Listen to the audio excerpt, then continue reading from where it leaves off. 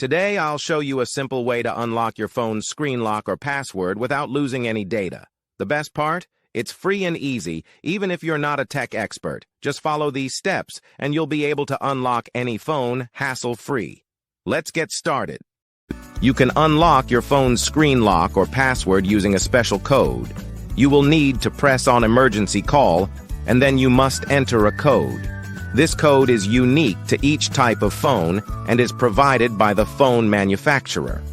In this video, we're using a code that works specifically for the type of phone we're demonstrating. Here's how you can get the code. Visit this website that provides unlock codes for free using a unique method. And that's it. Now you can unlock your phone without losing any data. See you in the next video. Bye.